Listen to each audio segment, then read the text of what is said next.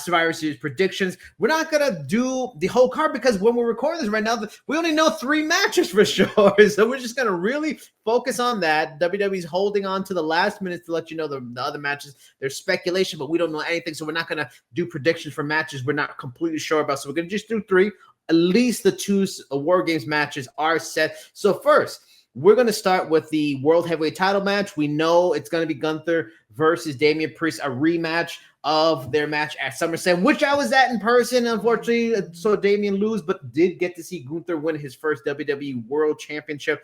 What are your thoughts on this? Is there any reason to expect the results to be any different this time around the rematch? I don't think so. I think the percentage may be a little bit higher. I don't think it's as obvious of a win for Gunther as it was in SummerSlam. There may be a slight chance they could freshen things up, but I really don't think so. I think it's too early to take the belt off of Gunther.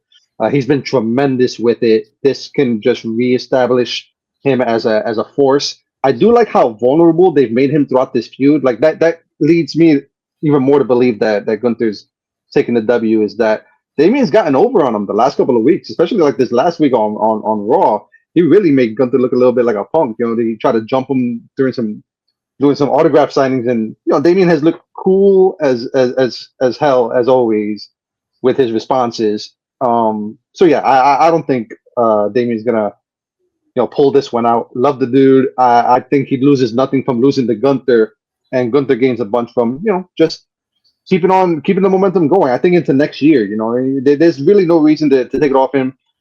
The Ludwig Kaiser stuff, even though it looks like he's moving on to like the IC title scene, has been interesting as well. But yeah, there may be a slightly bigger chance that Damian might pull something out here, but there's much more reasons to believe that Gunther retains and keeps the momentum going.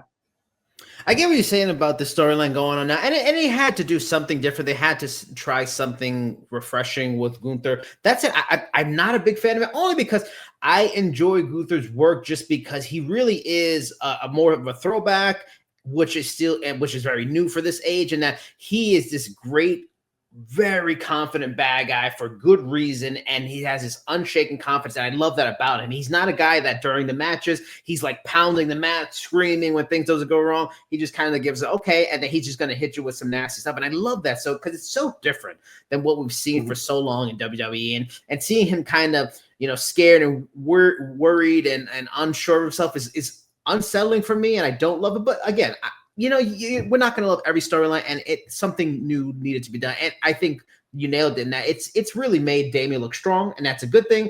There's been reports about how they're very high on him. That said, I agree too. I don't think he's ending Gunther's reign here. I think that's the whole point of this, to make him look very strong, because he's going to lose again, unfortunately. And let me ask you, you bring up an interesting point. Do you think WWE has booked themselves into a corner with how strong Gunther has looked? And this is kind of, maybe grasping at straws to a way to make Damian interesting without feeding him just outright to Gunther? I think they've backed themselves into a corner in general with having really long title reigns, and I understand the value in that, and it helps build stars, but it does take a lot of unpredictability out of it. I think that was a part of what made the Attitude Era so good. They were title changes all the time, which again, that could be a negative, but you never knew what was going to happen. So you didn't go into stuff knowing what feel like what's going to happen. That's what's happening here. So I think that it's hurt a lot of different people in a lot of different ways. And even Cody, Stone Cold he did have some long reigns, but The Rock had many short reigns, and he's an icon. It just part of the chase is good. So, knowing that, oh yeah, Cody's probably going to hold it for a year, Gunther's going to hold it for a year, like it takes a little bit of something out of it. I think that takes a little bit something out of this match, because in a different time, I can totally see Damian winning, because we know they're high on him. He is a top star. They should maximize the time they have with him, because he is, above 40. Taller guys, bigger guys, they get injuries, rack up real quick. We don't know how long he's going to be around, so they should maximize it. I just don't think that's going to happen, unfortunately, with this here. But yeah, I think Gunther's going to get this. I think he's going to win, and the goal is to make Damian look strong for the moment, and then do something refreshing with Gunther, and then to something bigger probably at Royal Rumble. Maybe it's John Cena, maybe it's CM Punk. But yeah, I don't know. But I would say, how do you feel about this? I don't think Gunther's going to hold the title until WrestleMania. I don't think they're going to do two champions holding the title at WrestleMania. I think he's going to lose at some point. Maybe it's now, maybe it's Royal Rumble. What do you think? Yeah, no, I think that's a good call. And I think you mentioned the candidate that's going to do it. I think it's going to be CM Punk. I think they might have even unknowingly like teased it a little bit. I want to say during the conversation between Gunther and Ludwig Kaiser, I don't know if it was on purpose. I might be reading too much into this, but I'm pretty sure he dropped a lyric from Cult of Personality during that promo. It might have been like "Look in my eyes," or it was something to that effect that just clicked CM Punk to me. So I'm wondering if they're laying some groundwork for that, and it would be, it would make all the sense in the world for Punk to be the guy to take the title off him, get his WrestleMania main event, and maybe go on to face Seth Rollins, whatever the case may be. But yeah, I think you're right. If they're gonna have Cody keep the belt to WrestleMania, there's really no reason for both of them to do it. And Gunther has had so much shine that if he loses it at a big event like the Royal Rumble, even under some mitigating circumstances, he doesn't really lose it. And it could add a lot of interest to the title scene. So yeah, I can see him doing that. Yeah, I agree. Moving on, we'll move on to the women's War Games match. It will be featuring Rhea Ripley, Bianca Belair, Jade Cargill, Naomi and Io Sky versus Liv Morgan, Raquel Rodriguez, Nia Jax, Tiffany Stratton, and Candice LeRae. This one doesn't have anywhere near the setup of the men's match, which has just so much history and long-term storytelling that, it's hard to beat that. This feels almost like a classic War Game where it's kind of thrown together in unique alliances at the final weeks before. That said, I mean, this is a great group. This is a lot of talented female performers, a lot of great athletes. So there's a potential for this to be really good. And I thought last year the women's match was better than the men's match. So this could easily do the same thing and steal the show. Although the men's match is stacked, and I'd be shocked if it's not fantastic. That said, I feel like it's probably going to go to the faces here. We on the heel side, you got two women's champions. Both of them have had long reigns. Dominant. I can't see that continued dominance here, especially because Rhea has taken some fair losses. She got the injury. I just feel the women, the face women are gonna win this. The only reason I don't see that happening, and I think that hasn't been laid out yet, is sooner or later Jade and Bianca are gonna break up. That's gonna happen. Hopefully it's Jade that turns, or if Bianca goes heel, that wouldn't be bad either, because she was actually a very good heel when she was in NXT.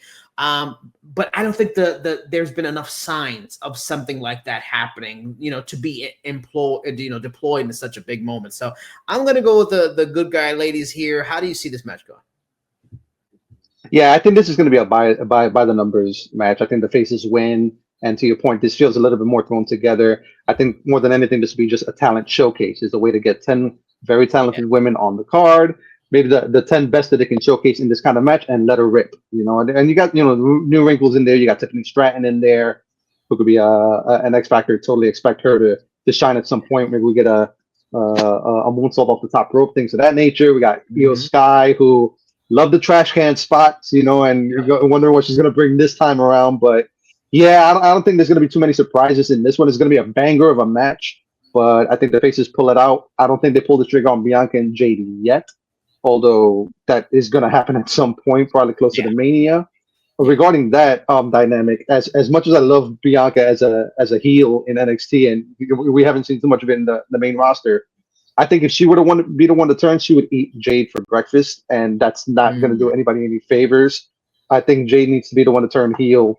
It just makes more sense. The crowd, as much as they're in awe of Jade in terms of like the in-ring work, Bianca is clearly superior, and I think Jade is much more of a natural heel, and her skill set suits that a little bit better. So, as much as I think this match is going to be by the numbers, I think that feud should be by the numbers as well, and that's the direction they should go. But in terms of the match, I think the faces take it in a stellar showcase for everybody. Now to the top match, the match we're most looking forward to. I think everybody's looking forward to, and it's been something that we've talked about for months. A lot of people have sensed it, and we're finally getting the OG bloodline together: Roman Reigns, the Usos, Sami Zayn, and a partner to be named later. It's going to be Seth Rollins. All signs point to Seth Rollins. We would be shocked if it's not Seth Rollins, but maybe they have something else in store for us. Maybe it's The Rock or something like that. But, against Solo Sikoa, Jacob Fatu, Tama Tonga, Tonga Loa and Bronson Reed, which, man, I just love how this thing has been put together. The war game setup for a civil war between the bloodlines, the perfect way to go about this. And then in classic form, just like in the classics in WCW, the heel team just seems so formidable. You got this bloodline, this new version of bloodline who's been rolling. You got a Jacob Fatu who's a freak. Then you add Bronson Reed, who's been on a great roll, just a dominant force. And then you pair them up against a good guy team who's quarreling from within. You know, it's unsure, like, how can they overcome these odds? You know, it's such great storytelling. Then you add in the fact that, you know, what's going on with how this bloodline is coming together and you know, trying to get through their history and overcome it. Then you're adding the layer of Seth and Roman's history with the Shield and all the things they've gone to. It's just such fantastic storytelling. Props to everybody involved. And I honestly, I feel like this will be similar to the women's. I think the good guys are going to win here. I mean, maybe a little too predictable, but this is a feel good kind of moment because the good guys have been eating the proverbial S word for the last few weeks and taking it and losing and not going things going good. This is a time where Solo and the crew need to take a loss here. They've won multiple times, a big moment. So this is, you know, a big one right here. The only reason I don't see maybe the good guys winning is we get another layer added to The Rock and betraying Roman, because now all the signs are there. He's working again with Jay. That should be a no-no because how Jay has been. He's worked with Cody Rhodes. You know, that's the guy who The Rock doesn't like. You know, he worked with him recently. If he pairs up with Seth, another guy that fought The Rock at WrestleMania, there's reasons for The Rock to say, oh, this guy isn't the guy. Roman is the guy I used to know. So, a perfect time for betrayal. Going to go with the good guys here. What do you see in this one? I'm going to go for a big swing here. I got the heels here. I think Solo and his crew pulled this one out for the simple fact that I think it's a much more interesting story to have Roman a broken man after this match. You know what I mean? Like, the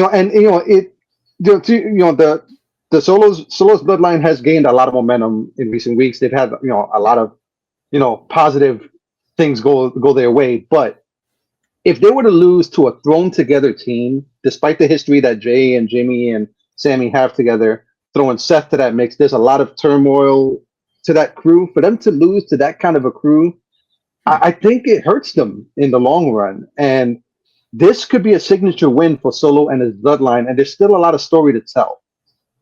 Kind of what made me go in this direction is, the cliffhanger ending to Smackdown. I'm not sure, I may be wrong and they might resolve it this Friday, but Roman trying to reach out to the wise man and not being able to get in contact with him. It's like, he had the world at his feet for so long, and now he has no idea what to do. The people that he had under his control do not respect him. His family is against him, and he doesn't even have his advisor to turn to. This could be the last nail in that coffin to have Roman humbled and just trying to figure it out. And that could be a much more compelling story to tell from Survivor Series to WrestleMania. I can see them going in that direction. I think it does a world of wonders for Solo, for Jacob, for all that cats, and for Bronson Reed. Bronson has been one of my favorites for a long time, and I'm so glad that they are showcasing him. I love the tsunami. I love that big bastard and everything that he's been doing. Totally expect to see a tsunami off the top of the cage. Not sure what that'll do to his knees, but you know what? I hope he's willing to risk it for all that good stuff for the spectacle. But yeah, I can see a scenario where the heels pull it out here. It's not the happy ending that everybody's counting on. There's a lot of stories that can go from that. Seth can kind of go back on his own. Sammy, Jay, and Jimmy still got to figure their stuff out, and Roman's just, kind of a broken man trying to pick up the pieces. So to me, that would be the more interesting direction. I can see them going that way.